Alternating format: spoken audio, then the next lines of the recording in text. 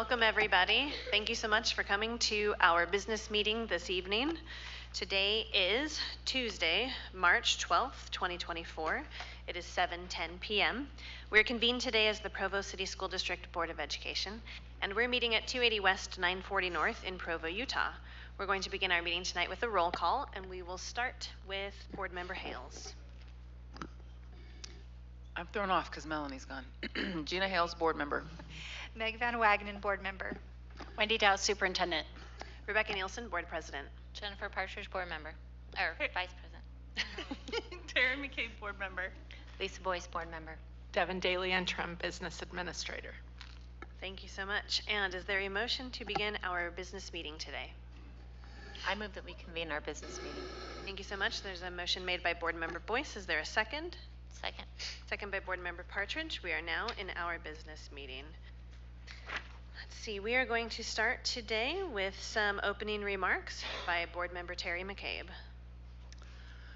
So I had originally asked the Dixon band to play, and they have their concert tonight. So first we're going to have the Independence High School JROTC do the flag presentation, and then we're going to watch a video of the brass band playing the national anthem, and then a Timpanogos elementary student should be doing the Pledge of Allegiance, and then we can sit down. Attention. Carry colors. Forward, march. Come left, march. More time, march.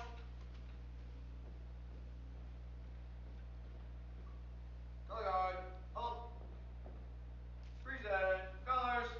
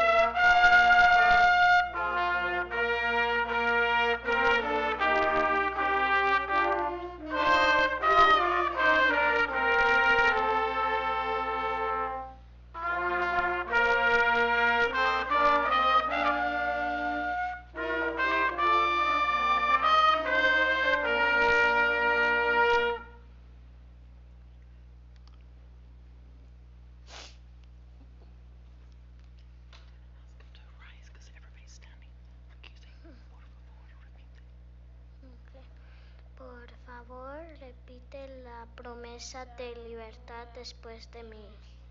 Attention, audience, please arise. Please repeat the Pledge of Allegiance after me. I pledge allegiance to the flag of the United States of America and to the republic for which it stands, one nation, under God, indivisible, with liberty and justice for all.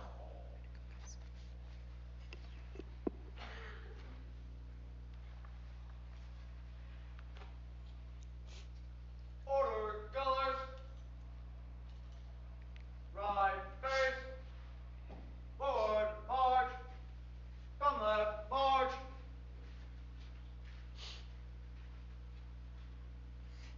Color guard, halt.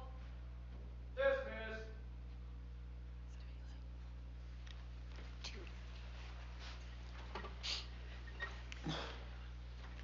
right, thank you so much to that was Independence High School, right? JROTC? And to our 2 students from Timpanogos Elementary School. Let me see if I have this. If I have Roy Pimentel Racinos, is that right? And Nikki Escajo, correct? Okay. Thank you so much for coming and helping us out with the Pledge of Allegiance today. We really appreciate you being here. That was great. All right. We're going to go ahead and have our community connections section of our meeting now. We're going to start with first some employee recognition. We're going to recognize Stephen Van Orden, and I'm guessing that's going to be Jason because Jason's walking up to the pulpit. So thank you, Jason, or to the dais. I said pulpit. Not the right word. We're not in church. Sorry, I didn't label that well enough, but we're really excited tonight. We get to recognize Stephen Van Orden for having renewed his National Board certification. So let's give him a round of applause.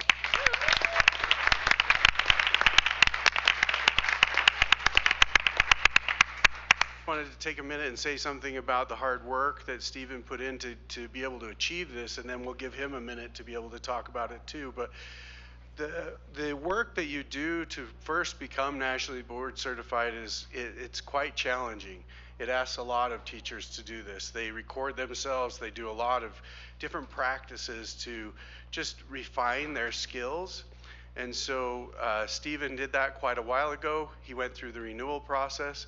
Again, no easy feat. It's almost like starting again. But again, we want to show him our appreciation for the fact that he is willing to keep up that certification. We value it as an organization.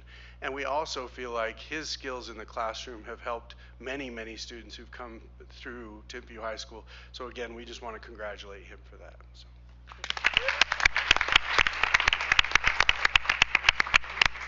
I just wanted to say something about the National Board process. Sometimes people think that achieving National Board certification is checking off a bunch of boxes and jumping through hoops to demonstrate the greatness that you already have. But that is a profound misunderstanding of the process. What it really is, we have the highest articulated standards in each field for education, for teachers, not for students, but for the teachers' behaviors. And through the process of comparing yourself with the standards, reflecting, analyzing, going through the recursive process of working to get better, collaborating, and working over time, it lifts the person who engages in that process to that level.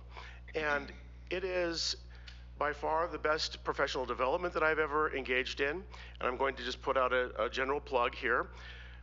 We know that after the home factors, that the classroom teacher is the most significant variable in the education formula. And National Board certification over the last 30 years has proven to be the singular best thing in education that we have to lift the actual practice of teachers on a daily basis in their classroom. And so we always talk about educational reform. When we're really serious about it, National Board should be right at the very top of our plans. So. Thank you.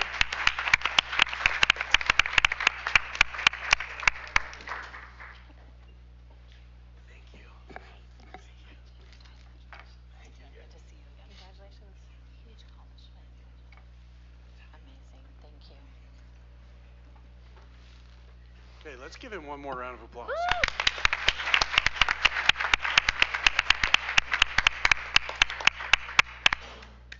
Okay, on to the Provo Way Awards with Jason again. Thank you, Jason. So thank you for this opportunity. We have another wonderful group of people that we get to honor tonight. I know that some of them reached out to me and expressed that they are under the weather. You know, there's stuff going around this spring, and so a couple of the people who are receiving the award couldn't be here tonight, but we want to honor tonight. If you are here, please stand, and we want to recognize you. We're honoring this month Jen Story, Katie Gary, Lisa Gross, Maren Unrau, and Moana King. Let's give them an applause.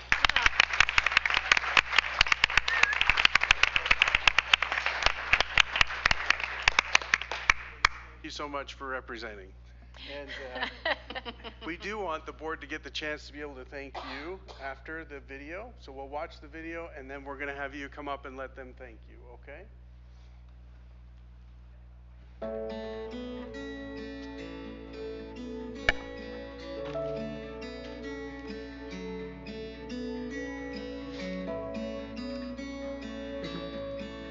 Katie wears so many hats here, and she knows these students.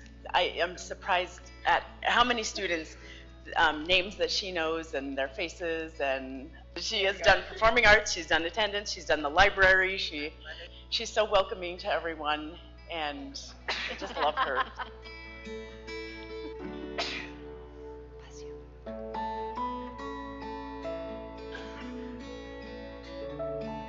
She helps even before Mrs. Murray says, Miss Lisa, could you help us? And she is right there already doing everything. She changes your baggy books every day, and she does our beautiful doors, and she just makes our classroom run smoothly, and so that's why we love her in kindergarten.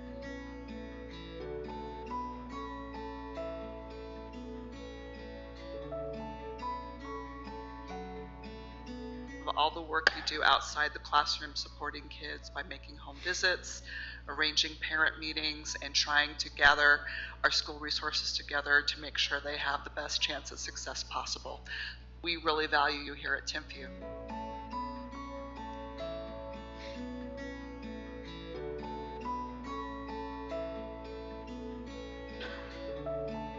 She does home visits.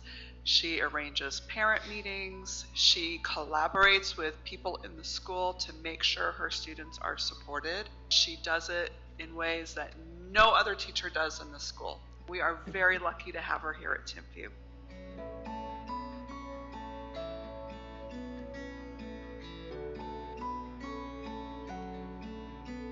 Jen was with me every step of the way. From the moment I walked into the classroom on the first day, she was giving me helpful hints. She was showing me how to do things. She's been my rock at school. She was always available to help me, and it just meant more to me than I can really put into words and express.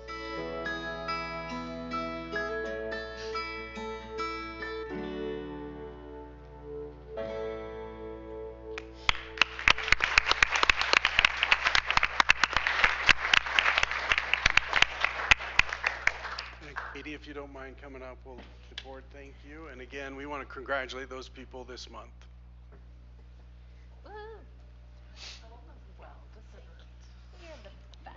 We're so grateful for you. No. Oh, I'm kicking it. Okay, here we go.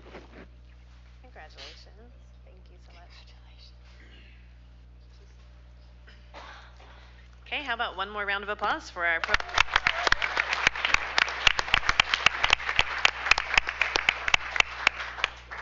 All right, before we are privileged to have our school report from Principal Carrie Rollins of Timpanogos Elementary School, I would just like to remind everyone that we will be having time for public input after that report is finished. And if you are interested in giving input to the board this evening, there's a form on this table over here on my right and your left. All you would need to do is fill that form out completely and hand it to our secretary, Bonnie Totkus. She'll get that to us. And then when it is time for public input, we'll call you up here to the podium and you'll have 3 minutes to give input to the board. So if you're interested in that, please go ahead and fill out the form and get that to Bonnie. And in the meantime, we will hear from Carrie Rollins.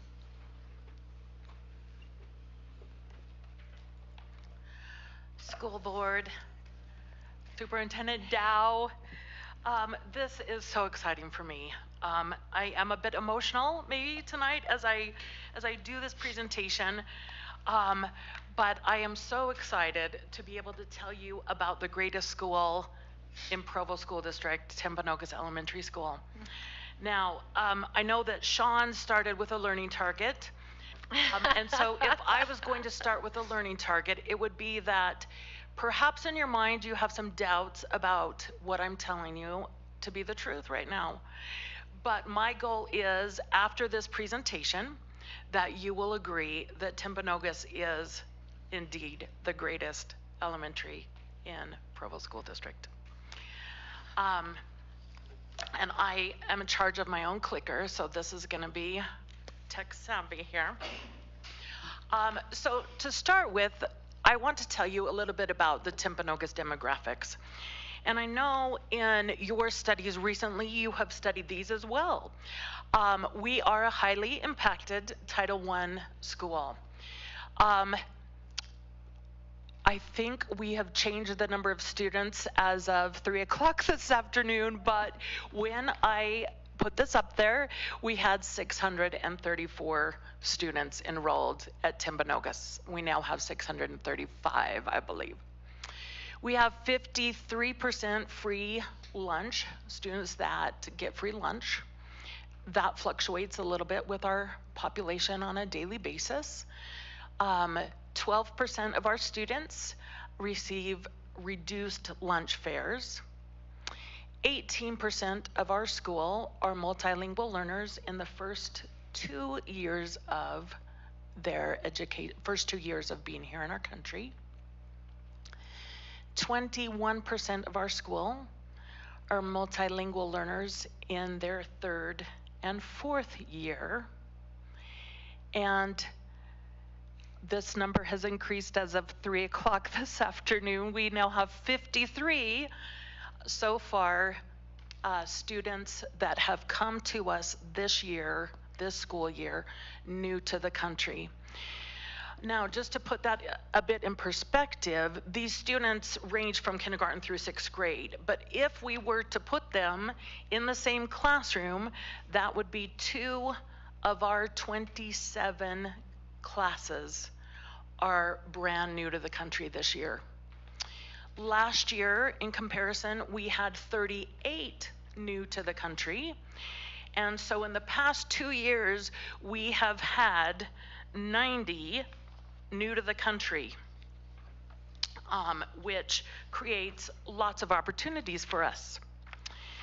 We have 47% of our overall population that are multilingual learners in our school. So approximately half, you see the 18% in their first 2 years, 21% in the 3rd and 4th. We also have years 5 and 6 and being monitored. Our faculty. We have 36 full-time employees. And I have to tell you that Timpanogos teachers are miracle workers. They're magicians. They are the most dedicated people that I have had the opportunity to work with in my whole career, 31 years. Teaching at a highly impacted Title I school is hard work, and often teachers don't see their impact.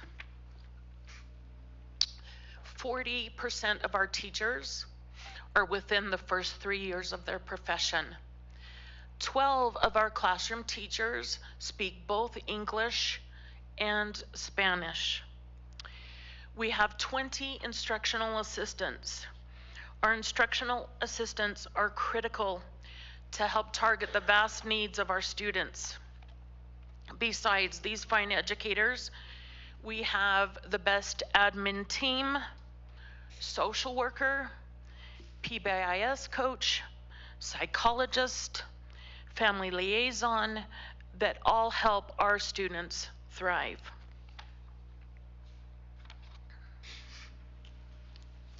Our report card from last year, don't we love these all? Looking at our achievement, you can see that English language arts is not a stellar number there, and we are working on that. And I will explain on the next slide why that number is the way that it is. Pre-COVID, we had all of our achievement numbers right around the 40% mark, and they have all taken a hit, and we are trying to regain that pace after COVID. You can look at our growth. Our English language arts is average, and the rest is high, including the growth of our lowest 25%. This is an area of pride. And we realize that growth isn't everything. Proficiency is where we're all aiming, but we feel like with growth, hopefully those proficiency and achievement numbers will come. Our English learner progress, you can see our adequate progress and our actual proficiency. And I'm going to talk about that more on the next slide as well. And we continue to work on that, and you'll see. Our early literacy, of course, early literacy is critical. And I'd like to talk for just a split second about kindergarten readiness. The students, a large number of students that come to Timpanogos for kindergarten don't know their letters, they don't know their sounds, they don't know their colors. They don't know how to hold a pencil, they don't know how to write their name. And so if any of my kindergarten teachers are watching, a huge shout out to the kindergarten teachers at our school, because in that kindergarten already the students are behind once they hit our doors. And so the push is from kindergarten on. Kindergarten is not a color shamrock kind of time. It's a real try to get them caught up already. Preschool is fantastic, and thank you all for helping support our preschool. We currently have our preschool at Provo Peaks because of space.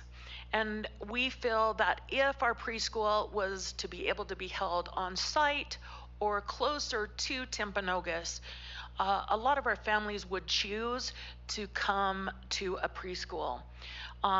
Getting them to Provo Peaks is difficult. And we see that those that come from the preschool do better in kindergarten than those that don't. And then on your notes that I've given you, you will see that mobility in my 10 years as a principal has always been between 20 to 25%. Just out of curiosity, at one point, the kindergartners that were my first year of being principal, I looked at how many of those were still in 6th grade, their 7th year. And 33 of the 110 were still left at Timpanogos. So we do a lot of growth, and we get them growing, and then we ship them off to other schools to benefit from the growth that we have. And hopefully we're hoping other schools will do the same for us. Now, I want to talk about the ML, or what was called the ELL details from our report card. Our multilingual learners took the biggest hit over COVID for language arts. You can see that during the COVID years, hardly any of our multilingual learners were proficient, and our adequate progress was also down. We are recouping some of that, and we are pushing forward to get them where they need to go. With this same slide, I would like to talk for just a minute about our dual language immersion program. Our dual language immersion program is different than most in our district. We are what is called a two-way dual language immersion school. This means that we have students that come from Spanish-speaking homes that are learning English, and those that come from English-speaking homes that are learning Spanish. I know that DLI is costly for our district. I know that. It is not something that is easily funded because it costs more. And I would just hope that as a board you understand that it is critical for Timpanogos, and I will explain why. We currently are not one of the state model schools. We were when I started as principal, and a couple years in, we changed. And we follow all of the assurances for the state model except for two. The first one is, so those that don't know the state model, in first grade, we started in kindergarten a while back, but in first grade through third grade, students learn math and some other basic skills in Spanish. They have language arts and English, 1st through 3rd grade. In 4th through 6th, those are supposed to swap. And students are supposed to receive their language arts in Spanish and their math in English. Due to 47% of our students being multilingual learners, we were seeing that we had a huge drop-off with our multilingual learners not supporting English language arts in 4th through 6th grade. So what we have done is far more complicated for our dual language teachers, but they are willing because of what it does for our kids. Both teachers on both sides of dual language teach all curriculum at simultaneously. They mirror each other day to day. Our students still switch midday, so they're still getting half of the day in English, half of the day in Spanish. However, on a weekly basis, they switch which curriculum they're getting in which language. So if I'm a student that one day or 1 week is getting English language arts, the next week I will be getting Spanish language arts. If I'm getting Spanish math, the next week I will be getting math and English. This provides a ton of opportunities for our teachers and our students. First of all, we are able, with these 53 students, those that are in 4th through 6th grade, well, and not even those that are in 4th through 6th grade, we just plop them into DLI. And because of that, they don't lose their content knowledge while they're learning English, which is huge, huge.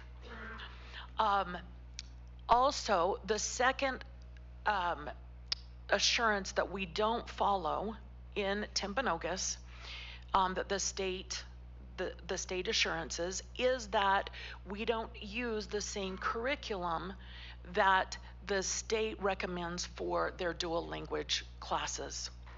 The reason for this is, with this weaving 4th through 6th grade, our teachers, in order to collaborate, need to be using the same curriculum.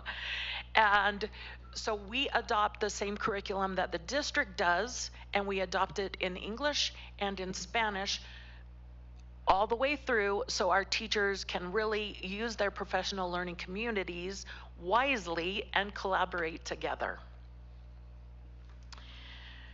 You are aware from your equity studies recently that Timpanogos is one of the most highly impacted schools.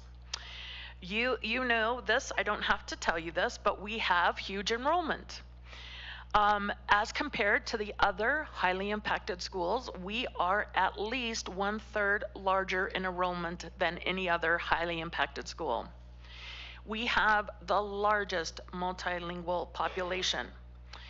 And school board, we are not in any kind of school improvement. We are not in any comprehensive school improvement. We are not in targeted school improvement for any of our subpopulations. And we have never been in school improvement for our multilingual learners. Say that fast. And that is huge. Some points of pride. First, we have a family reading challenge. Our goal is to get books into homes.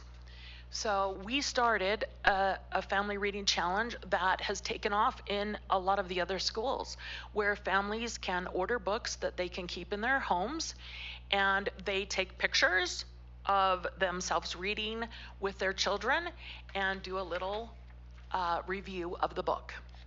We also have Rollins Readers that might need to change its name soon, where students who have shown growth, who have shown just that they're fantastic kids. We call them down on Fridays, and they get to choose a book from our bookshelves and take it home for their library. Another point of pride are our parent engagement nights. We have between 500 to 600 people regularly attend our parent engagement nights. And those of you that have attended know that by the crowds. I was asked to talk about some of the challenges, and these challenges have really turned to points of pride as we've gone through our school this last 10 years. A lot of you know Maslow's hierarchy of needs and Everyday Strong from the United Way. And we try to hit all of these different areas. And so I'll quickly go through some of these areas for you. First of all, the bottom level, physical. We have a principal's pantry, picture right over there, where we give out more food than any other school. I had Claudia Barrias look this up this morning. We had a 6,000 food order for us, and Independence is the next school in line, and they had $3,000 food order. So we are doubling what Independence is giving out. We use the Foundation 512. They bring donations on a weekly basis. We give out more than 100 bags of food for students each weekend so that they have weekend food.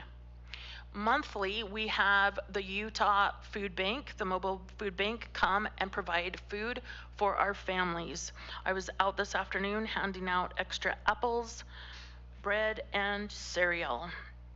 Our family liaison, Claudia Barrias, along with Marcia Baird, our social worker, help families with beds, bedding, housing, clothes, shoes, you name it. If they don't have it, we will find a way to provide it.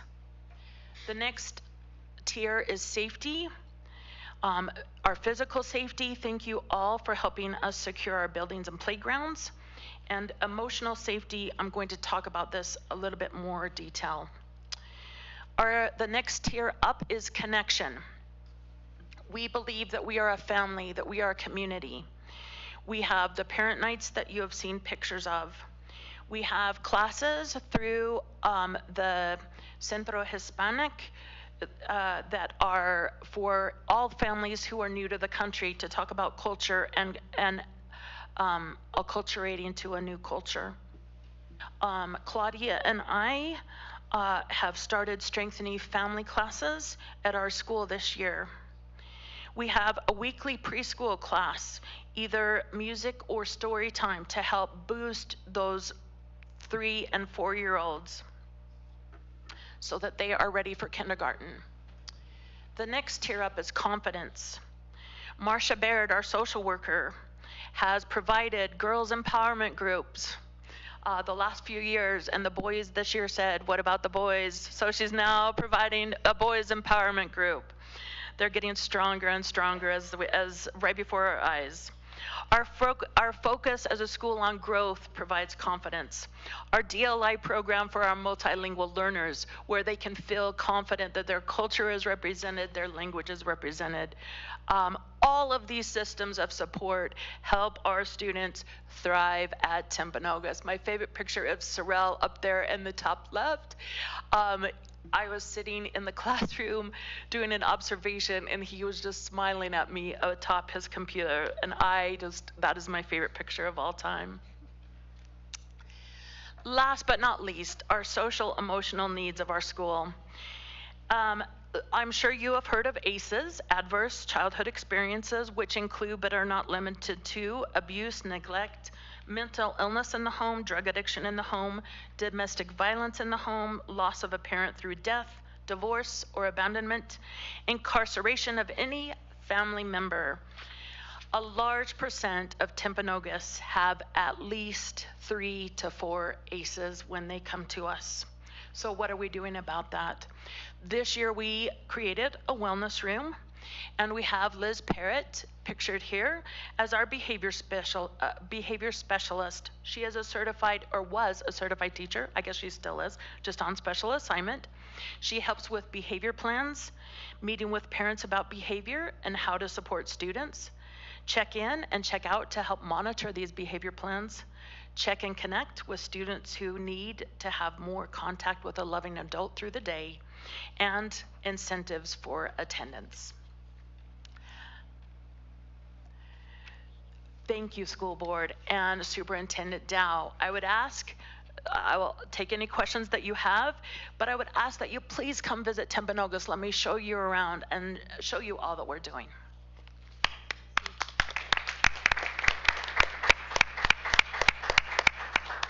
Thank you for being here as well, and I'll open it up to the board for any questions or comments for Principal Rollins. First off, thank you for all this work. I know my family has been a direct recipient the last 10 years. Question really quickly about switching your DLI model. Like what did you use to kind of guide that decision to make that switch and how to do it? You know what I mean? So we looked at data, and we looked at how our multilingual learners were doing. We also used some of the teachers that had been around. Teresa Tovar, many of you know her. She helped kind of guide us through that process.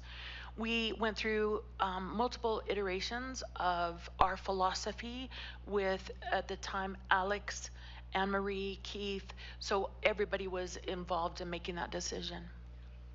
Thank you. Yeah, you bet. Any other questions that I can address? Gina? I don't have any questions. I just want to thank you for, I'm going to cry. We're really excited, Clint, I promise. You helped my kid, and I appreciate that. And it's a loss for Timpanogos, but it's a gain for the district that you're going to be moving to a different position. But this is my school. It's down the street from my house, and I have a lot of love for those students. I'm a social worker too. Me too. I see those aces in those kids' eyes. But I come to visit you, and you've had those kids in your office. You're speaking to them in Spanish, and you're loving them. I know Clint will continue that. Just know how much we appreciate you, and how much you have the best board member that's over yours. That's all I have to say. Thank you, Gina. Yeah, I agree. And I haven't told my students yet that I'm leaving, so hopefully none of them are watching. We'll let them. We'll introduce. No, Was that not? No. We're going to introduce Clint next week at our Student of the Month assembly. So that will be a huge kickoff for Clint, and we're excited to have Clint joining us. Yes, and I'm excited for my new adventures and hope that I can support all the schools in the district. Any other questions? I think Lisa, go ahead. Yeah. I just want to say that these growth scores are just remarkable. I mean, this is remarkable. And I think, yes, we want everyone to be proficient because we understand the doors that open with that. But really, even more than that, we want everyone to see themselves as capable of growing, right? Because no one wants to stop at proficient. And so I just have to say, I think that's the most important quadrant on the report card ever, and it's the hardest one. It's hard for the kids who are struggling. It's hard for the kids who have hit proficient to maintain that kind of growth. And so just your whole community of teaching and learning, I just think it's lovely. Thank you. Our teachers are fantastic. Thank you. Can I follow up on that? That was going to be a question I had for you. So I first wanted to congratulate you on both your growth scores, which are incredible. That's very impressive. And also the fact that you're not a TSI or a CSI school. Both of those things are huge. And I'm assuming from what I've seen in the presentation here that it has a lot to do with your DLI model and a lot of the systems of support you have in your school, which is fabulous. I'm wondering if what we've seen in this presentation is the secret sauce, or what else you have going on that allows that growth to happen and so much success. Is there anything else we would need, you can tell us that is helping achieve those numbers? Our secret sauce are the teachers. Honestly, I'm the least important person in my school. The teachers are remarkable, and they will stop at nothing to help our students. I think our focus on Tier 1 this year, hopefully we'll see even more growth, more proficiency. But I think just trying to address that Maslow's hierarchy of needs, because if somebody comes without physical support and they're homeless or they're hungry, they can't learn. And so as we work our way up through that Maslow's hierarchy of needs, I really feel like that's what help kids thrive in the end. Thank you. I just want to say that I think the fact that you have never been a school that's an improvement, you're not, it's just fantastic. And you made a comment about teachers being maybe not always seeing the impact of how hard it is to work at a school like Timpanogos. I hope they see this, because this is incredible. Like, I don't understand why every school in our state isn't reaching out. That's a highly impacted Title I school, and saying, what is Principal Rollins doing at Timpanogos Elementary? What are those teachers doing? And just a huge shout out to all the great work that the structures you have built, and just the dedication of every single person. You've highlighted every person and how they play such a key role in the kids' success. So thank you. And I'm excited that I stole her for the district office. So I'm excited to get this all going across the district. But we know you will be missed, Carrie. Yeah, I have mixed emotions, but I'm excited for some new challenges. So thank you all so much. I appreciate this time. Thank you. Thank you, Carrie.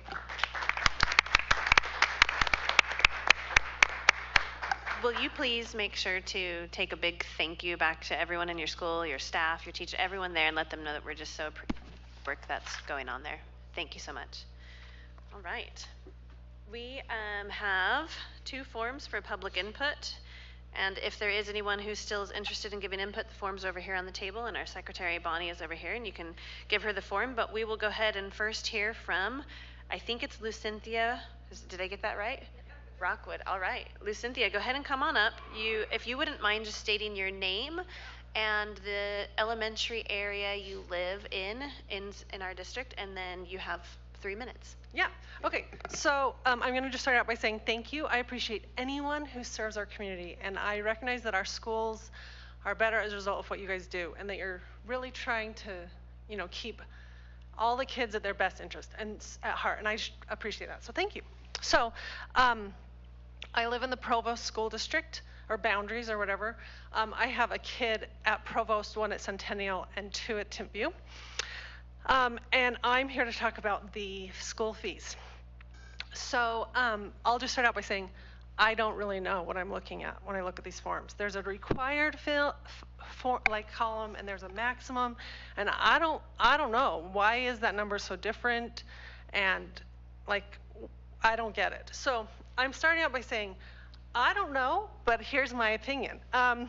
Okay, so I have kids that love music. So my 2 that are at Timpview are in 2 different choirs, jazz band, symphonic band, the advanced percussion, I don't even know, he's a percussionist in the Advanced percussion. The one that's the orchestra, or the Advanced percussion. Winds percussion, thanks. Okay, so we have lots of fees surrounding music. And I think that for me, what I'm trying to understand is, why are they so different?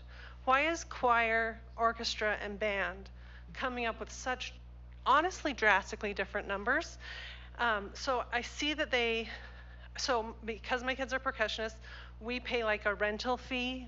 Thank goodness. I couldn't buy a timpani for my kid, it turns out.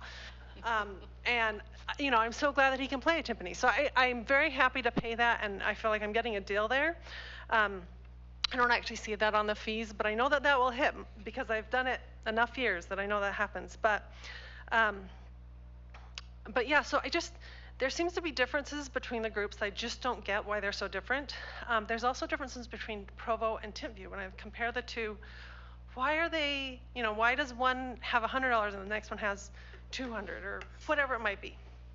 So here's my theories, and once again, I don't know. But I am so thankful for our teachers. They're gifted and they're doing great things for our kids, but they're not necessarily experts in finance.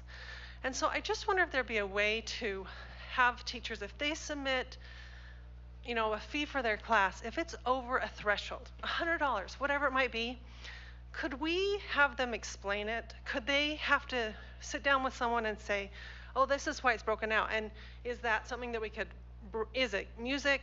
Can we break that up over a number of years? Is it, and I don't know, right?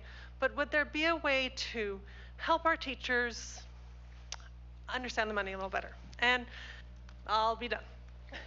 Thanks. Thank you so much, Cynthia. Or Lucinthia, I apologize. Thank you. Okay, and next we'll hear from Rhiannon McDaniel.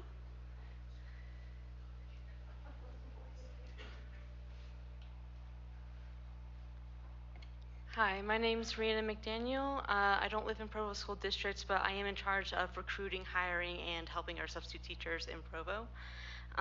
Listening to the study session during the AVID discussion, I heard two questions being thrown out. How do you get teachers to come alongside the AVID program and embrace it and utilize it in their classrooms?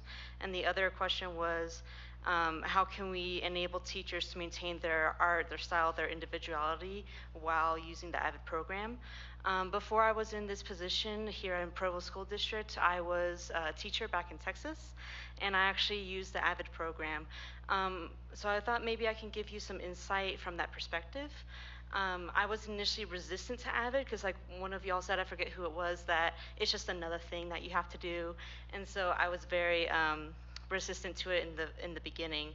However, my mentor teacher was awesome, and she sat down with me and she showed me, about 30 of the tools that AVID offers. AVID has like hundreds, but she showed me a variety of them and explained them to me, and that really opened up my eyes to the value that AVID has for the teachers, that instead of each individual teacher having to reinvent the wheel, having to come up with creative, fun, and effective teaching techniques, AVID already has them.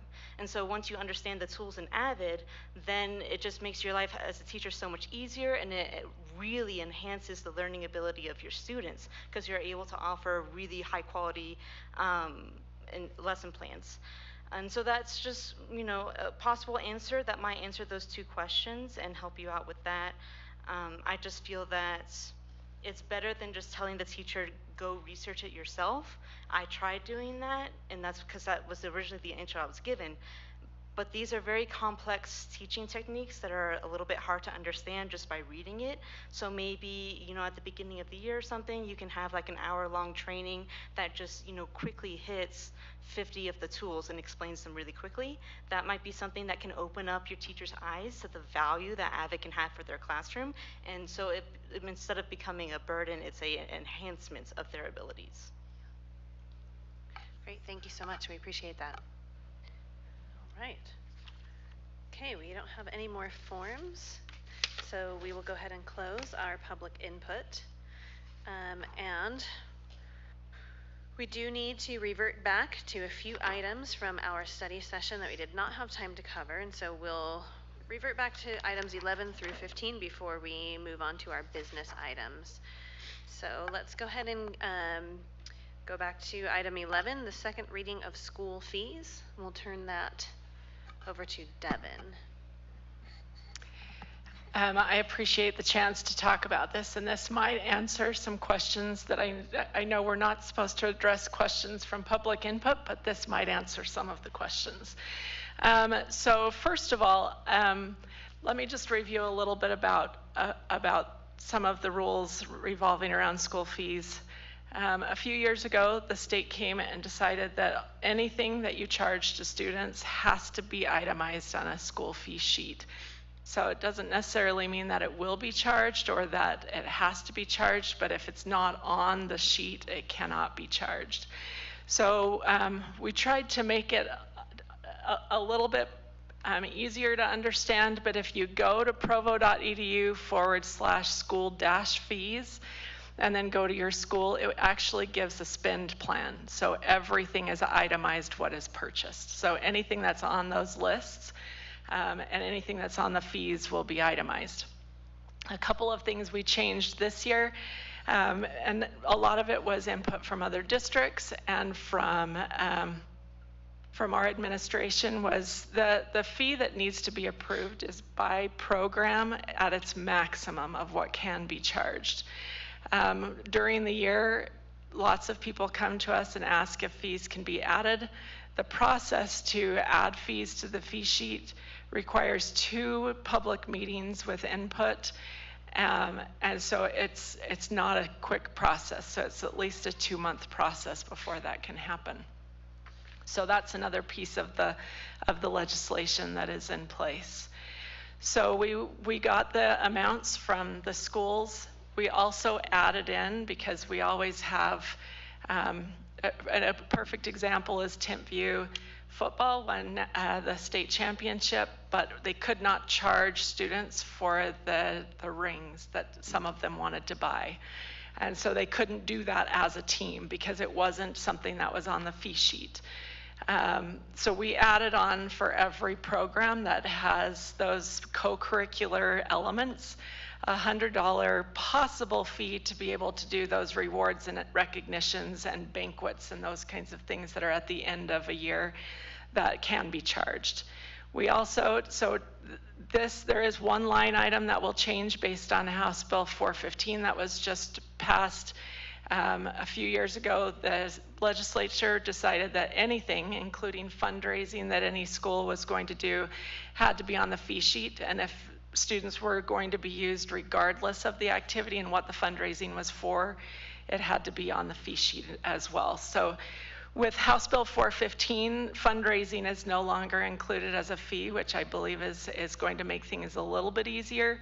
But right now on the fee sheet is a $200 program equipment fee that is just for fundraising. If a program wanted to do fundraising, that was for the program as a whole instead of the individual fees.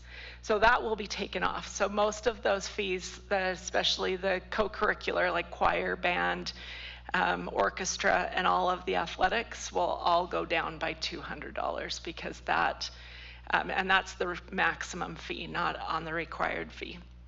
So that will be removed. That is one piece of House Bill 415 that we were really excited to see. And then the other piece was a lot of the issues that we had with people asking for additional fees to be added had to do with travel.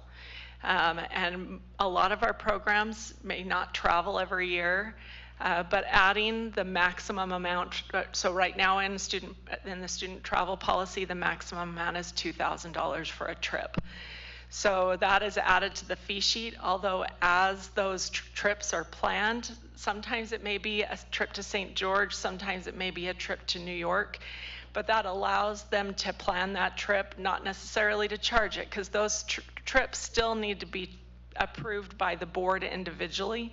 So if a program is traveling more often, the fee is approved to be charged, but they can't travel without that approval first. But at least the fee is there, so if they're invited to an invitational tournament or they have the opportunity to go someplace that has some great educational opportunities, that they're able to do that. It's not something that is automatically going to be done. So the difference between the required fee is what is required to participate at its basic. And they're different. So some programs at the schools are different. They're run differently, and that's something that the board can decide as a whole. But generally, we've allowed the schools to be able to do their own programming without necessarily dictating that both of them have to be the same within those programs. And so the differences, I tried to take the ones that are generally the ones questioned, the co-curricular and the athletics, to show you the differences between the two schools on their required fees. There are some, I know that Jennifer asked me a question earlier about marching band, and that is something, those programs are very different at both of the schools, and whether parts of it are what the required or the maximum, that's something that we probably need to discuss with the school or add and just expect a difference between the two schools. So what you have are all of the schools. They're one-page summaries. Last month we also included the maximum for each of the fees, and then that differences. But if you go, and I sent you all a spreadsheet this afternoon that has on the second tab the breakdown of each of the activities so you can see what the spend plan is, what each of those planned costs are, so you can review that as well. So that being said, I know there are questions. All right. Does the board have any questions for Devin? Okay, I'll share some of the, I was able to talk with Devin and Daryl a little bit earlier today, but looking over some of these fees, at first I was like, oh good, they brought things in alignment between schools on some of these categories. How in the world did they do that? But then you look at the total amount possible, and if we say, okay, 2,000 of that could possibly be that overnight travel, there's still in some programs quite a discrepancy between what the required is and what that optional travel is. So as I've started looking at it a little bit closer, like right now I'm on the website, sorry, and just looking at I'm on TimpView, basketball, and baseball. So all of those have their required fee, and then they each have a camps and clinics type category that's around another $500 to $600 per program. Marching band, I noticed, had a similar thing. I find it hard to believe that if you're on the team, that it would be optional that you're showing up at the tournaments. Maybe there's an optional camp or clinic, but I would think overall the expectation is you're going to participate in all of those, and so I have a really hard time saying that those are not part of the required fee. I have the same question. Looking through at the music breakdown and some of these, I had the same question, like, wait, is it optional not to have? I mean, I could see some of them, like, if you already have the marching band shoes, you don't have to purchase the marching band shoes again. So I can see some of that, but for some of them, there were quite a few costs that I felt like that can't actually, I don't think it would feel optional if you were part of it, if you were like, well, I opt out of this experience. Yeah, and I'll say, as I talked with Devin, I mean, she explained to me that by the time, like, we have to approve by a certain time, and then by the time that the program is ready to say to the students, the families, this is what it's going to be next year, going to get more specific, and they'll have those numbers, but I don't know that I feel comfortable approving something that's not clear to me. What is the actual cost? Because, for example, for the marching band, and that's my lens, I've got kids in the same marching band like Cynthia does, you know, they went from quite a high number to almost half. I was like, wow, how in the world did they do that? And then when I looked at the detail, they're actually 200 more projected for next year than they were this year, rather than going down. So I think it's important. I don't know the best way to do this, but how are we making sure we have a clear picture of what the fees are? And eventually, I think somehow we need to have a conversation about, we want to provide opportunities to our students, but are we pricing our families out of being able to participate in certain things? And part of the camps and clinics, you know, that, again, that's a maximum, and some years they may do one here. Some years they may go to SUU or Snow and do a camp. And 6 months in advance, we don't necessarily know what that's going to look like. But we have to be able to provide what the maximum could look like. And some of those camps are not necessarily required to be on the team. If they're on a family trip, if it's built into the required fee, then that's something everybody will have to pay whether they can go or not. And I will say, generally, 95, 96% of the people on the team or in the program do participate, but we don't know the cost for quite a few of those items yet. You know, some of the marching band fees are for next summer in June of 2025, because it's for that school year. Some of it for last year was for this June, when there are practices and expenses that happen. And so, yes, it probably is required but it's separate from the participation cost. So just a couple of things to clarify. One, anything that is overnight travel cannot be required of a student. Now granted, we know that students are going to feel pressure to go, right? Especially if they're part of a team. And so that is an issue. There are differences in terms of, say, for example, if one program is competing, and so when I'm thinking about marching band, I'm thinking about the transportation of the instruments that usually has to happen in trailers because there's so many instruments. So if one school is doing, say, 5 competitions or 4 competitions and the other school does 1 competition, there's an entrance fee. You have to pay for the judges. We have to pay for the gas. We have to pay for the transportation of the students. So you will see discrepancies there. And I think what you're asking is you would like a clearer spend plan from these advisors when you're adopting these fees. I just don't know with state law requiring it to happen so early that that's actually reasonable based on how much things change over just in 4 months. You can end up with a competition that a group has gone to for 5 years, all of a sudden the fees will increase. And so I think we just have to have a better, what I'm hearing is that I don't feel like necessarily our coaches and advisors are being really articulate about where all of that money is going and what that's being spent on. And if that's something we can do a better job with, no issue there. But I will tell you that kids will go to other schools and other programs for opportunities if we begin to really try to restrict it. We have looked at all of our surrounding districts, and there are some where it's way off, but there are others where we're below what those districts are charging. And so I think we also have to keep that in mind too.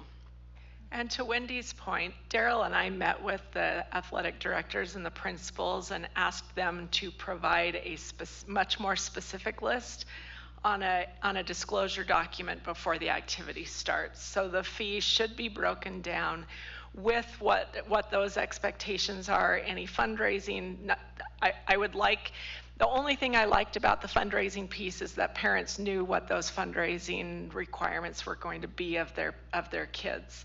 The taking it off as a fee makes it a little bit more flexible for those programs to be able to lower fees for everyone with fundraising activities that are happening, which is really great. But every program, performing arts, athletics, any of those that have more of a little bit of a nebulous fee should be providing with a disclosure document with more of an itemized list, because when they are ready to actually have parent meetings, they should have a pretty good idea of what that's gonna look like. I wonder, so I'm just thinking about, like, whenever I'm going up with my child for enrollment, right, and they're like, I want to do this class and I want to do that class, it's hard sometimes for me to know what the overall expense is really going to be. And so as much as we can give that information out early, I mean, I know things have to change. I guess that's why there's a maximum. But some of these things that I've seen broken down, again, they don't feel optional. Like, you know, if I have a ballroom dancer, is a costume optional? Like, or just some, at least, maybe even if it's just that breakdown, so I can look and see, well, you know, so-and-so already has their marching band shoes, but so-and-so is going to need a choir dress, or whatever those things are. Same thing with sports, just before enrollment in terms of the timing of this, because before my kid is auditioned for a certain class or opportunity, I just think it would be helpful for me to be able to add that up and look at, because sometimes those hit me in the fall when my statement comes and I'm like, wait, what?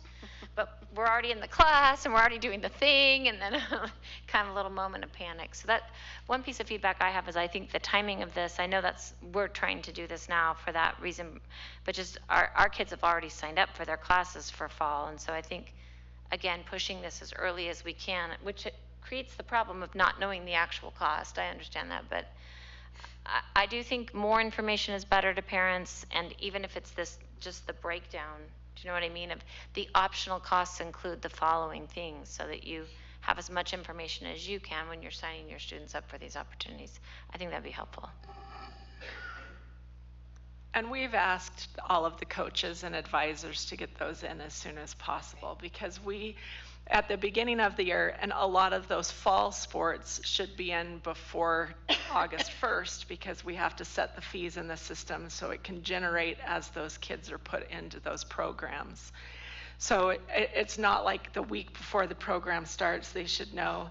We should have it by August 1st for all of the fall programs, and before the beginning of December for all of the winter programs, because they should have an idea of what they're going to do.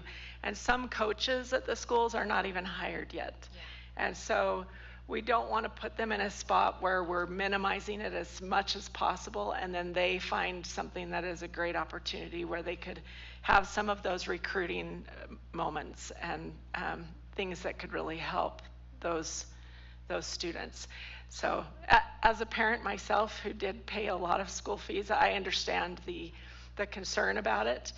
But we are trying, as much as it looks not transparent, we really are trying to be transparent on the most a parent could ever be charged.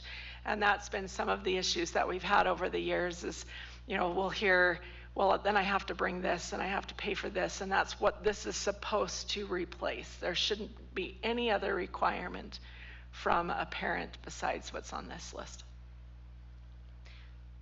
Yes. To clarify though, unless they're super involved in watching our meetings right now, most parents aren't going to see this part, just what the coach or the program director shares with them, and you're saying by that point it's not going to say that cheerleading could cost $4,000. It's going to say this is the exact Yep. plan. Yep. Before kids are actually registered into it, they should have an exact cost of what it's going to be. Okay. And then when you were talking about how the programs do send you what their actual one is that something we'd be able to see? Because I think I could feel more comfortable about approving some of this if I knew that even though they projected it was going to be this much, in reality, it's not ever close. Absolutely. I would love to share those with you. So I will work with the principals and the athletic directors to make sure we get all of the fall things by August 1st, and I can set, or even just a week earlier, so I can send them to you for you to review, and for one for each of the schools. That's not a problem at all.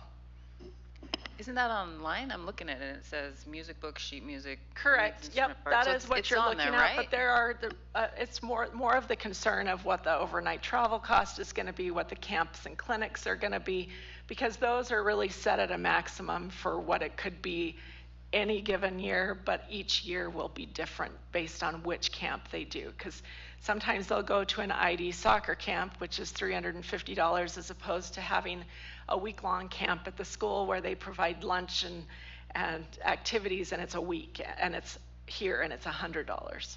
So it just, and they don't do those every year. At least most activities don't do those every year. They kind of limit it so that there isn't so much of a draw on parents.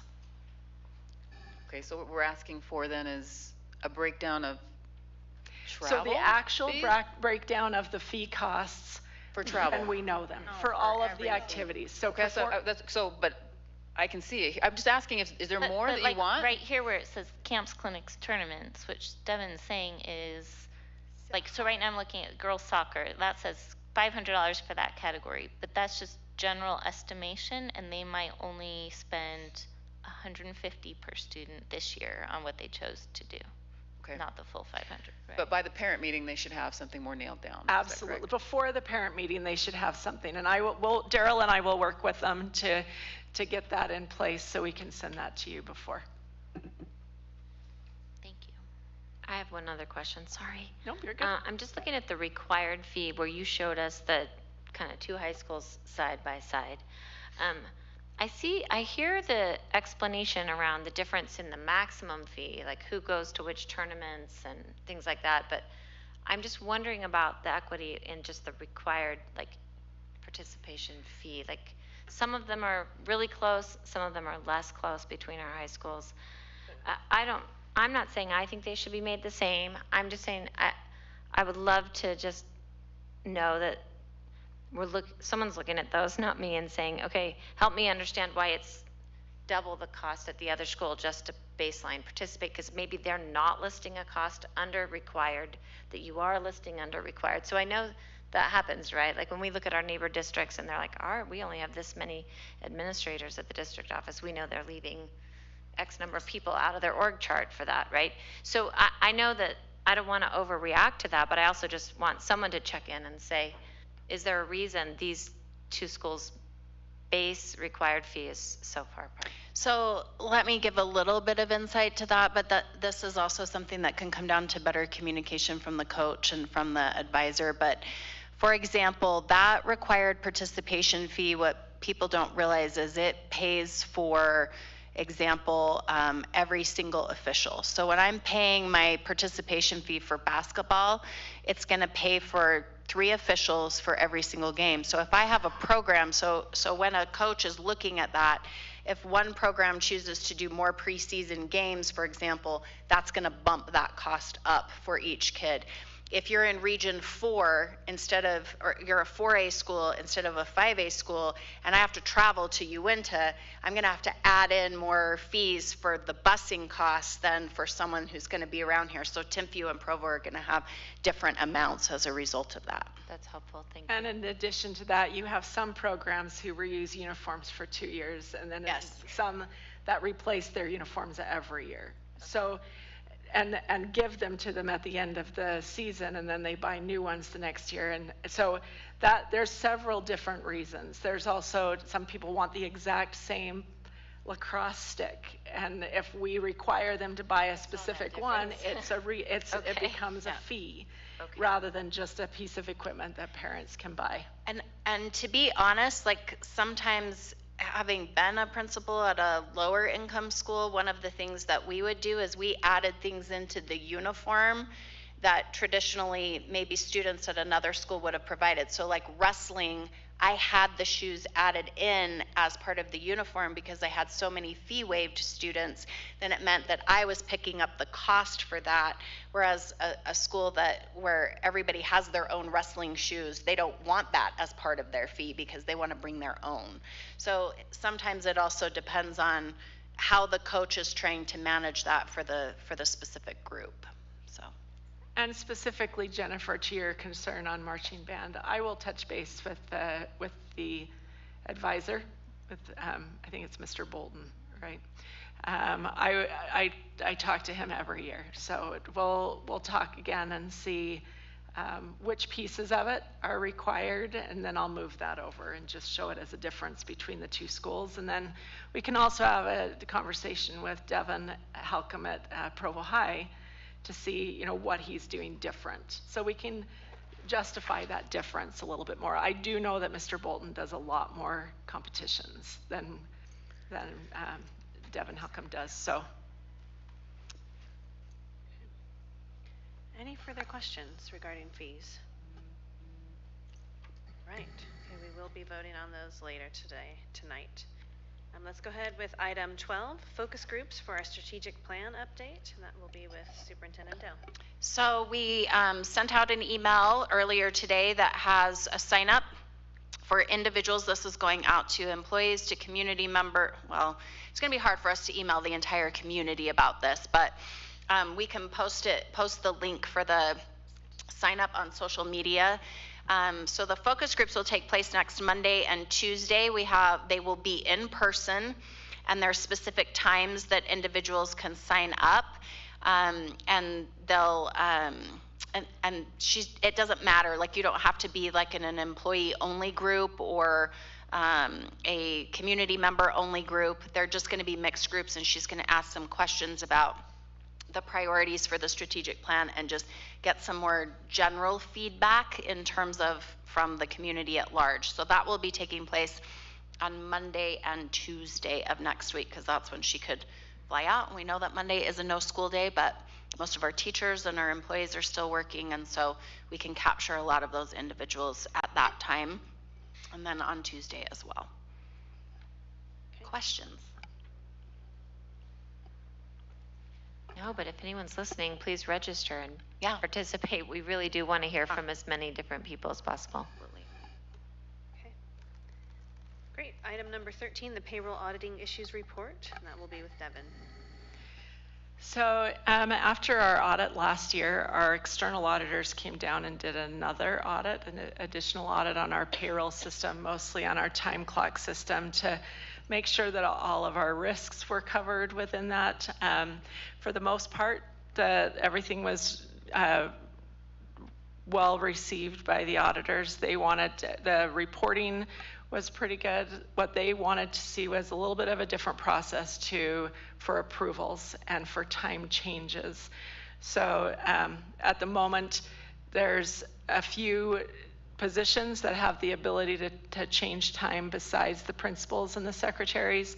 We need to tighten that down, but what that will require is the principals and secretaries to complete that in a timely manner so we can get payroll processed. So Jason and I are working on getting those changes made and making sure principals and secretaries understand the importance of making sure those are done. One thing I don't want to do is hold up payroll or not pay someone because it hasn't been finished. And so we'll continue to work together on getting that process taken care of and working better with the controls in place that need to be there. Okay, are there any questions for Devin on this? So this is a follow-up from the recommendation we received at our last all-day meeting, correct? Correct. Okay, and so there is still, even after the second audits of this small, it sounds like. So the only piece of it that is still a little bit open is the timing it takes the principals to approve. So that's the next piece we need to talk about, is how important it is and the deadlines that we're under, and making sure that the employees are taking responsibility and going and informing a principal or a supervisor when they have missed punches. Okay. So. Can I just clarify? Of So you course. said there were some other people, not principals and secretaries, that currently can do it. It sounds like you're trying to move so it's only principals and secretaries? There will still be a couple of admin. So here's the compromise that we made. They liked the idea of having nobody but principals and secretaries. But if a principal is out of town and it's a secretary's time, I can't have the secretary going in and making those changes. So the admin still will be given the ability to make those changes, but they will put notes when they make the change. So they'll explain a principal was out of town, or a principal called and asked me to make this change. It is approved. And so as the auditors come in and they review that, they can see anything that was changed by those two individuals have notes attached to it. So that's the change that we made, was not taking away the ability, but requiring more information before they can. Okay, thank you. Any further questions? Okay, great. Thank you so much, Devin, for that follow-up. Item 14, consent calendar. Do we have any questions on the consent calendar? I do. You go first, Terry, because you might ask my question. Go ahead, Terry. Okay. On the large warrant summary, so this payment for Domo, is that monthly? Nope, or that's an annual. Yearly? Okay. Yep, that's an annual payment. How often are we actually using that? This is my exact question. Okay. So it's actually being used quite a bit more by the principals. Okay. And we're getting the secretaries on it next so they can review. We just released a couple months ago a budget dashboard for the principals and then a program dashboard for the directors just recently. What that has on it is it updates every night. I have a report running every night and Domo picks it up every night. And it is more of a graphical format. It's a little easier to read. That shows all of their employees, of what budget they're paid from, and all of their expenses itemized out by vendor and by each of the individual lines. So it took us some time to get that up and running. There's a lot of background things that I had to work on with Domo over the last few months. But it is finally finished, and we've got the security up and running, and I've tested it with a few people. And now we're ready to get that out. So I imagine it will be used a lot more heavily, but there are quite a few people that are in it. I can run a report and see who's logged in and how many times. So it is being used. It's going to be more beneficial now that those dashboards are up and running. I know the secretaries, when I showed it to them, were very anxious and excited to be able to get into it. And with the new principals, as they come in, they'll be trained on how to read it and what to look for. It's a little bit, it has all of their information of their FTEs and their budgets all in one spot. So it's been helpful. Do you have another Domo question? No, that was it. It's an annual fee. It is an annual okay, fee. Great. Thanks. If it were monthly, I don't know that we would have gone there. And then my other question was, for the Adler Cells Corporation, it's the partition between the cafeteria and the gym. Is this regular, or is this from a capital facilities That's capital. committee? Those are capital. That's capital money. But is this like a normal need to fix on a regular basis, or is this a special request to the capital facilities committee? These were special requests from last year's capital facilities committee. So they were items that needed to be replaced last year. We were able to get it a little bit cheaper, so we were able to do an additional school than what we thought, because there's the difference between the soft partitions and the hard partitions, and there were way too many changes that need to be made with the hard ones. So they were able to get those finished. Okay, those are my two questions. Okay, any other questions? Okay, great, thank you so much. All right, item number 15 is our upcoming board calendar items.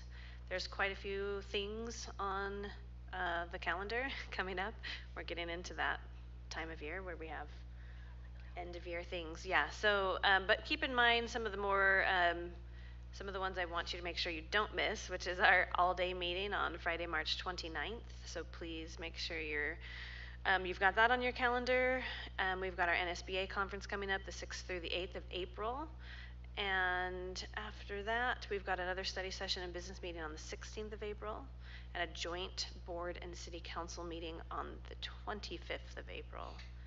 Sorry, did I get that right? 16th of April, 25th of April, and then also another study session and business meeting on the 30th of April. So we've got quite a few things on our calendar, besides a lot of dinners and award ceremonies and other things coming up for the end of the year time, which is crazy to say because it is only March, but we're coming up on it. So any questions for anyone on the calendar items that are on here? Can I add an invitation? Sure. It's the same night, so I wouldn't, but you could go sooner. The same evening as the Golden Apple Dinner, Wednesday, March 27th, is the CAPS Invest Nest Regional. It's down at the garage, which is this cool space down kind of near Riverwoods. And that's from, I think it's 5:30 to 8. But this is the round where the winner wins $10,000, the students who win this. It's like a Shark Tank almost competition. They had so many students participate. It's been really exciting. And then the winner of that goes on to state, and I believe that's an additional $20,000 in scholarship money that comes at the state level. But we are hosting it for the region here in Provo, our CAPS program, and that's that same evening. So you said that's the 27th at what time? It's from 5:30 to 8 o'clock is what I have down, Invest Nest. And I can email out to you guys the specifics, but I apologize for not noticing that and sending that sooner. That's okay. That'd be great. Okay. All right. Wonderful. Let's go ahead and head back now to our section of business items for a business meeting. We'll go ahead and start with, let me get to the right spot here. Our first item, which is our consideration to approve our student travel policy. And Wendy, if you want to just give us a quick summary there. Sure. We just talked about student travel and some of the different things that we're talking about in terms of restricting that travel and making sure that it's a $2,000 limit and all the things that govern student travel. Okay. So is there a motion to approve? I move that we approve the student travel policy with the change to the day time frame that we discussed in study session. So the 45 days instead of 60? Yes. Okay. All right. Was that clear, Bonnie? Do you need to restate that? Okay, great. So motion made by Board Member Partridge. Is there a second? I'll second. Second by Board Member Hales. Any further comments or discussion, starting with Board Member Partridge, if there's any? No. Okay, seeing no further discussion, we'll go ahead and vote. All in favor with aye? Aye. Any opposed with nay? Nay. Okay, motion passes 1, 2, 3, 4, 5 to 1. Second was Hales. Okay, we'll move on to item number 2 now, our consideration to approve our language access policy. And I think Michelle went home, so we'll go ahead and have Wendy give a summary there. Yeah, so this just really puts our language access policy in alignment with the state USBE requirements about providing language services to families who don't speak English. So we've added a whole bunch of resources and supports and actually put that into policy. Okay, great, thank you. Is there a motion to approve? I move that we approve the policy, the language access policy as discussed in study session. Thank you so much. Motion made by Board Member Boyce. Is there a second? I'll second. Second by Board Member Van Wagenen. Any further comments or discussion, starting with Board Member Boyce, if there's any? No, I'm just happy to see these supports in our system. Okay, great. We'll go ahead and vote. All in favor with aye? Aye. Any opposed with nay? That motion passes unanimously. Item number 3, consideration to approve a large purchase request, and this is for the handicapped accessible vehicle. And Devin, if you could give us a quick summary here. So the handicap accessible vehicle is for our East Bay Post High program. It can also be used by a student at Provo High when necessary. But this is so that they have a way to transport the students that are in wheelchairs. Okay, I apologize. Let me just be clear. I accidentally went to item 4 instead of 3. We'll just go ahead and continue with item 4, and we'll go back to item 3. That's okay, right? We can go out of order. Okay, great. So we'll continue on with that. Sorry, I promise I know how to count. I just must have not read very clearly. Okay, thank you, Devin. Did you have anything else you wanted to say on that? Okay, great. Did we already get a motion? Now I've got myself all flustered. Okay, let's get a motion on this. Is there a motion to approve? I move that we approve the large purchase request in the amount of $63,608.50 for a handicapped accessible vehicle as discussed in study session. Thank you so much. Motion made by Board Member Hales. Is there a second? Second. Second by Board Member Partridge. Any further comments or discussion, starting with Board Member Hales, if there's any? I waive. Anyone else? Great, let's go ahead and vote. All in favor with aye? Aye. Aye. Any opposed with nay? That motion passes unanimously. Now for the actual item number 3, consideration to approve a large purchase request. This is for the intercom system at Timpanogos and Lakeview. And Devin, if you'll give us a summary there as well. Yep, so this is for the intercom systems at both Lakeview and Timpanogos. The current systems are outdated and will not be supported by current operating systems. Great, thank you so much. Is there a motion to approve? I move that we approve the large purchase request in the amount of $154,443.63 for a replacement intercom system at Timpanogos and Lakeview Elementary Schools. Thank you so much. Motion made by Board Member Boyce. Is there a second? I'll second. Second by Board Member Hales. Any further discussion? Starting with Board Member Boyce. I waive. Anyone else? Great, we'll go ahead and vote. All in favor with aye? Aye. Any opposed with nay? That motion passes unanimously. Item number 5, consideration to approve a large purchase request. This is for the switches for Shoreline and Wasatch. Devin, if you could give us a quick summary. To be more specific, these are not light switches, but network switches for Shoreline and Wasatch Elementary and Shoreline. That they will all be installed during the end of this construction period. The new Wasatch, right? The new Wasatch, correct. Okay. Is there a motion to approve? I move that we approve the large purchase request in the amount of $292,224.58 for network switches for Shoreline and Wasatch, as discussed in study session. Thank you so much. Motion made by Board Member Partridge. Is there a second? Second. Second by Board Member Hales. Any further discussion, starting with Board Member Partridge? I don't have any. Seeing none, we'll vote. All in favor with aye? Aye. Any opposed with nay? Motion passes unanimously. Item number 6, consideration to approve a large purchase request. This is for our district-wide cameras. Devin. So these are for a purchase for new cameras and replacement cameras. The new cameras will be coming out of our school safety grant that we just received from the state, and some are just for replacements that will come out of our normal budget. Thank you so much. Is there a motion?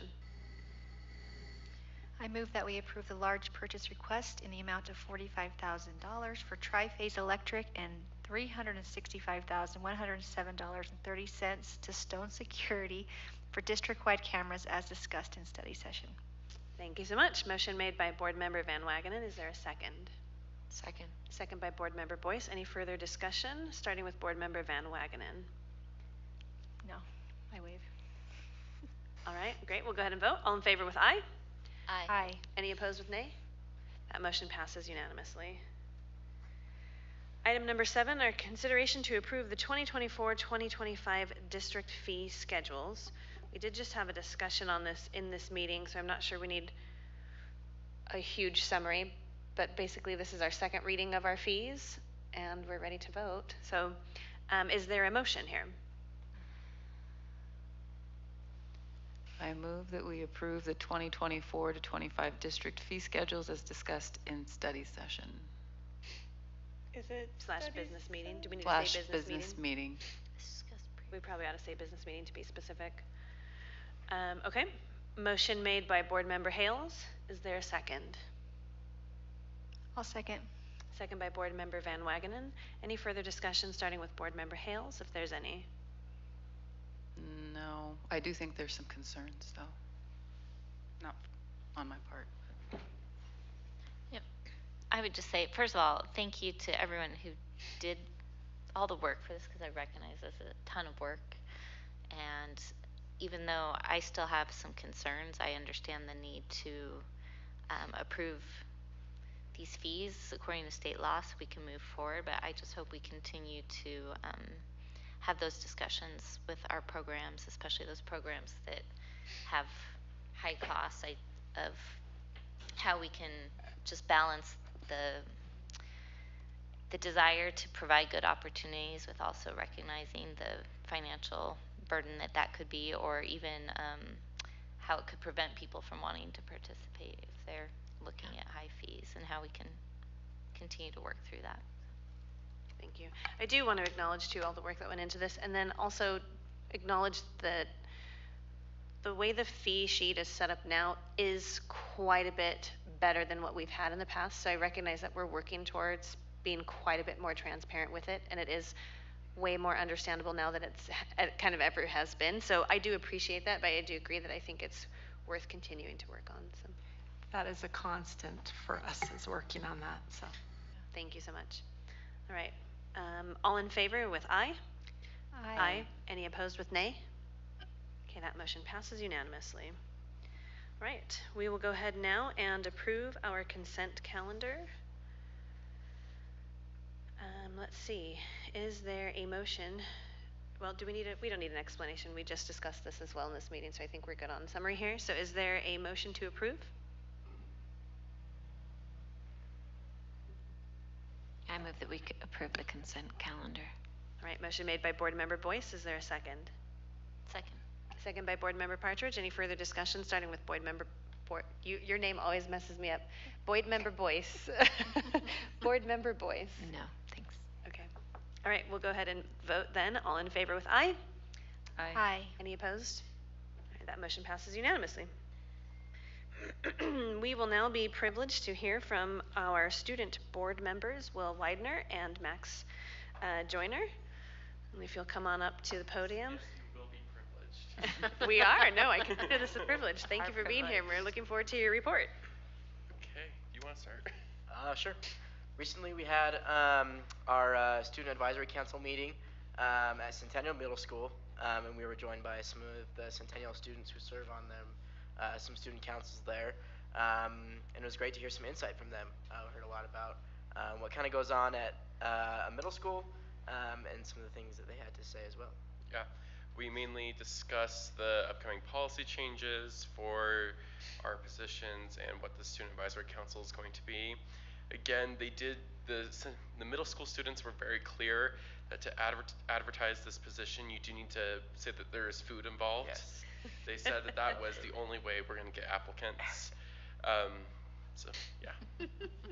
Yeah, they asked a lot of questions about high school, what it means to be, how to prepare yourself to be in high school, and we gave them the best we could. So yeah. But yeah, any questions for us? Any questions from the board? Gina? Have you guys reported on Day on the Hill? Has that happened already? I don't think we have. I don't think, yeah. Okay. So back in February, which seems so long ago, February 22nd, I think, we organized a group of students to go up to the Capitol. It was a very fun experience, led by Jennifer. She did a great job of making our schedule. We talked to many of our state legislators, and one of us even gave us a tour behind the scenes. It was a great experience. Yeah. And now are you ready to run for the state legislature when you are adults? I mean, you have to be 25. Awesome. I'm glad you guys had that experience, and thank you so much for all the work you're doing. And we appreciate you so much. Thank you. Thank you. All right. Our business administrator report. Devin. I came prepared this time. So one of my favorite things to do is to go. So first of all, my new employee asked me what I kept in the vault. He asked me if that's where I kept the bodies. I said no, but it is hundreds of years of history. So in there are these books. This is the Board of Education minutes from 1890 to 1898. Stop it. What? So the writing in it is beautiful. It is an amazing, every once in a while I just love to immerse myself in the history of what made Provo School District. So I'm just going to give you a little bit of an overview. So there's a page in here that discusses the superintendent's frustration with students who show up in the middle of the year and what to do with them. Not unlike some of the frustrations that we have today. It has the board voting on appropriations, but for a metal wheelbarrow and shovels of coal for the schools. It talks about how in 1890 is when the legislature created the need for school districts. The Provo School District was formally created in 1898. Before that, there were 17 school districts in Utah County. And so the discussion of consolidating districts and consolidating schools and separating them was a conversation from 130 years ago that we're still dealing with today in our state. So a lot of our cares and what we love most are still what was loved 134 years ago. And something that is really cool for me, having been in a school district for 23 years in Provo, creates a great love for Provo because you'll see names in here that you recognize.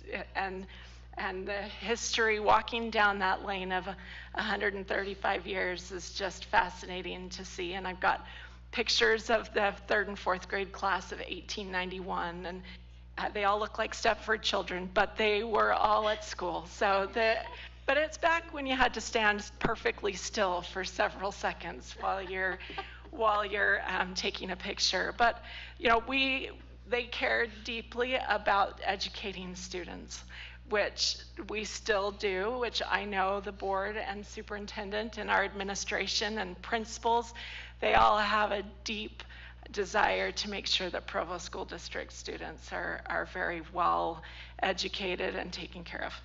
So that is my minute. That is actually quite incredible, and we really ought to see about getting those records digitized. So I have actually wanted to call the BYU library because you have Smoot and Dixon and Egertson, and so there's a lot of history, and I would hate to see that, but the writing is still so clear. So anyway, anybody who wants to come by my office and thumb through it, I've got ledgers, which from an accountant's perspective is the coolest thing ever, but when you have the teacher monthly salary is $25, it's just fascinating to see what they had to work with and what they made work. So That is stop really by my quite office. incredible. I'm coming soon. I would That love is to really have you, neat. and I would That is love very to cool. geek out with anyone who wants to come. I mean, you'll geek out on the numbers, but I would geek out on the history. That Oh is no, I so geek out on the history too. Okay, that's It's- very cool. When I need 5 minutes to just relax, I'll pull out a history book and just read it. That's why I have a history teacher for a child. Yeah, that is very cool. Thank you so much. All right, time for board member roundtable. These are our reports on board member assignments, and we'll just start down here with board member Hales. If you have a report, go ahead and give it. If you don't have one, feel free to pass. I usually do legislative committee, but I feel like we had a whole long one. Capital facilities was, oh, am I taking you, am I still on your thunder? I was prepared, but Maybe she can clean up whatever I miss. It was interesting. We had a budget, right? The numbers people, including Devin and Steve, gave us the numbers. Here's the money we have. Here are all the projects that need to happen. And we went through and talked about them and talked about different areas. And it sounds really boring, but it is actually really fascinating. And our numbers people, I'm really tired, but I love you, my numbers people, because I am not a numbers person. But they were really organized and open to feedback, and watching them use Excel makes me feel really bad about my Excel skills because they're almost nothing. But it was amazing to watch that. And then to watch the process about how careful the district is with the money that we receive specifically for our capital facilities. just to add to that too, they're working on compiling everything into a new system called Brightly, right, Devin? Which is basically really great inventory and also helping when certain things need to be replaced or repaired, it will automatically populate like a work order. Maybe I'm saying this, okay. You are right on. So that that can be more efficient and also just have kind of the brains, people who have been in the district for a long time have this information in their head, but we need to get it into a system so that we can continue moving forward as those people retire, sadly. So, second, PTA committee, I'm just going to remind everybody, we set it in the calendar, but the Golden Apple Dinner for our schools is on the 27th of March, and all the board members are invited to go to that. So. All right, I have no reports. Jennifer? The Kindness Committee, we met a few weeks ago and had a great discussion. Superintendent Dow was able to be there and just talking about how we can look at the systems we have in place for not just our kindness clubs, but having those efforts be effective throughout the school and getting the whole school involved in that, and kind of in the context of some other discussions we've been having as a district with just some of those issues that we're seeing in our schools and how we can work on that. So it was great to have that discussion, and moving forward we'll start to put some ideas into place and hopefully work for that for next year. Terry?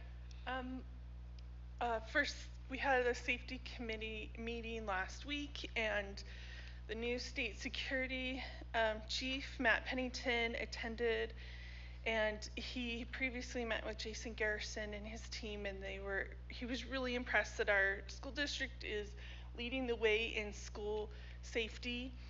He did mention 3 bills that have not been signed by the governor, but when they do, will have to be implemented. HB 84 was the school safety bill. It went from 50 to 92 pages. One of the first things he mentioned that will be required of the bills is to have a needs assessment for every district to be done, and thankfully we have already done that. So all we have to do is start implementing our needs. And then the next bill he mentioned was HB 119, a school employee firearm possession. Utah County Sheriff Mike Smith already does this training with his Teachers Academy, and they are already taking applications because that starts on April 29th.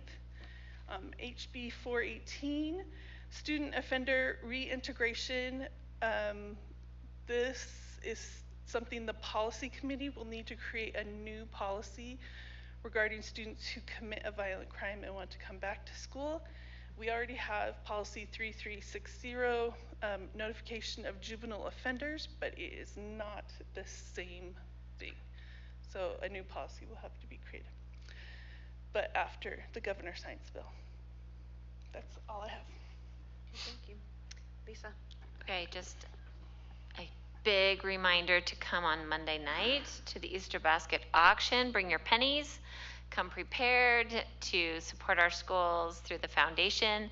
I saw a lot of baskets today over in the student services offices. It's like walking into Christmas morning over there. That said, they did say that they have fewer than they have in the past, and they would love if anyone is willing to go out and ask a business and bring in a basket. You could still do that in the next day or two this week. Just follow up with anyone you might know in the community who might have gift cards to donate, or just anything we can do for that. But come to the auction on Monday night. It's at time 6 o'clock. Thank you. And then the other thing is just, And Lisa, to clarify, you're speaking to the whole community, the whole not community. just to the board. No. Well, especially to us, but also to the whole community. Yes, not even especially to us. We would love anyone in the community listening, and anyone listening to tell the rest of the people that can listen to them to come bring people to the auction to help support our schools. Can you clarify the location as well? Because I know It's in a at the different Riverside location. Country Club. Oh, it is the same. Yeah, Okay, at never 6 mind. o'clock. Location That's is right. normal. Okay. And you don't have to, like, there were a few years when I first moved here that I did not come to that because I thought I don't have a lot of money to give to the schools. I don't want to come grab some free snacks and leave and not contribute. So I felt nervous about that. But one of the fun things that walks around, besides the baskets, which maybe things you would already purchase or services you would already spend on, there are these great Easter eggs that go around that cost, I don't know, $30 or less, and they have $30 or more worth of gift cards in them. There are ways to come and support, and every bit of that really makes a difference for our after-school programs, for our teachers' mini grants, and for the other programs that they fund. The other thing is just the CAPS program is alive and running. Their projects are so exciting this semester. I love hearing the highlights of what they're doing. Just as a reminder, the strands are business, marketing, and entrepreneurship, digital design and software development, engineering and industrial design, and then medicine and health science. And as I said, there's this InvestNest competition. It's actually round 3 that is on March the 27th. And that's the round where the winner, it's a $10,000 scholarship prize to the student or students who win at that round, and then they go on to the state. And then in May 13th is the CAPS Spring Showcase, just as a advanced heads up on that date. Thank you so much. All right. Time for the superintendent's report. My gosh, you guys seem all so tired, and I'm like waking up right now, so here we go. I'm going to keep this really short. I just wanted to highlight a couple of things that maybe might not be on people's radars, but last week, as we were delivering information to principals about their budgets and their FTE, to watch how considerate and careful they are in terms of their employees and trying to take care of their schools and understanding the needs of their students and advocating for their communities. I think we are very, very lucky to have the principals that we do in our community and all the work that they put forth. And I don't ever think that they get thanked enough. And so I just want people to know how much they work behind the scenes and how tireless their efforts are. And then I wanted to highlight the elementary choir festival. I don't know if I've ever been to anything so remarkable.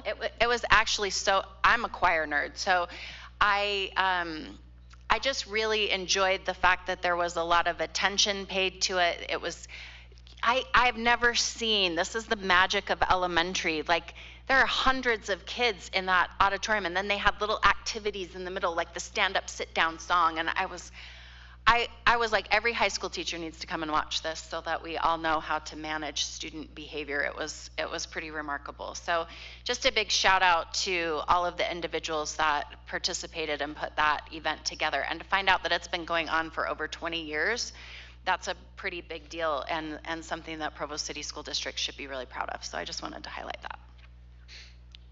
Okay. Thank you so much. Is there a motion to adjourn our meeting?